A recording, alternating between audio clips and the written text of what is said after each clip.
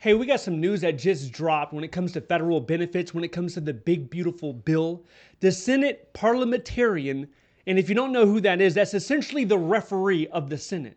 Somebody who's supposed to ensure the provisions that go into these bills are legal and they're not going to face too much scrutiny from a legal perspective. She blocked a lot of the provisions in there. This is good news for people that are considering joining the federal government. One of the first ones that was blocked is forcing new federal employees to choose between at-will employment or choosing an increase in their first contribution. So this is something that's been talked about a lot within the last few weeks. And essentially, if you wanted to keep your civil service protections, you were going to have to fork over a whole lot more money than what federal employees do right now. Right now it's 4.4%. They were going to crank that all the way up 10, 14%. There's a lot of talks about that. That's out of the bill right now. Then the $350 filing fee for the MSPB. So if you want to appeal a wrongful termination, if you have a grievance that you want to take before the MSPB, it was going to charge you $350. That would dissuade people from actually sounding the alarm and coming forward when there's wrongful things occurring within your agency. So it's good news that that's out. And then also making federal unions pay for official time.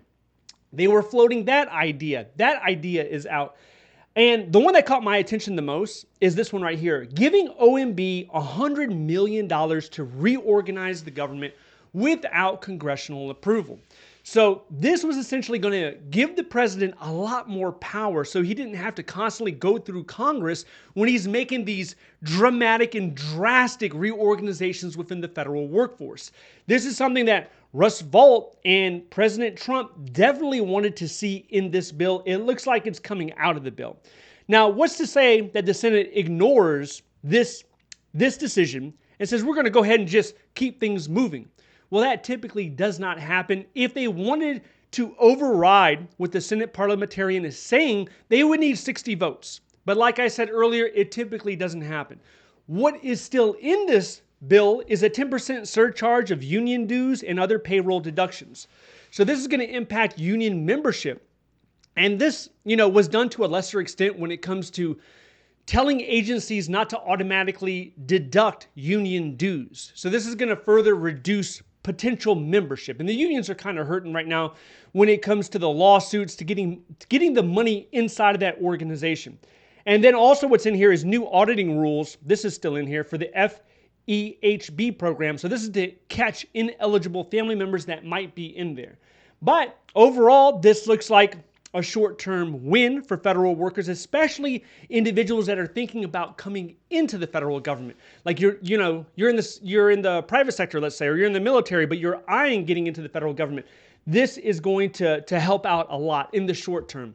Now, is this final? No. Could it change? Absolutely, yes. The target date for this is July 4th. They would love to get this thing signed July 4th, which is less than 2 weeks away. Do you think that's going to happen? Probably not.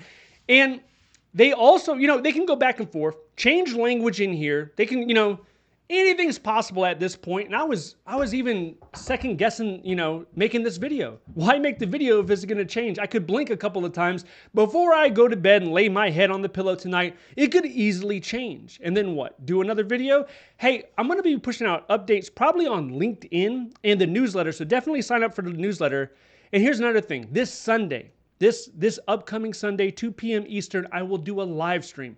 So if you have any questions whatsoever about the state of the federal workforce or how to get a government job in the future or the hiring freeze, benefits, anything like that, drop in on the live stream, subscribe to the channel, hit the notification bell, join the live stream, and I'll answer those questions. I've been getting a lot of questions about the resume, 2-page resume. What's going on with that?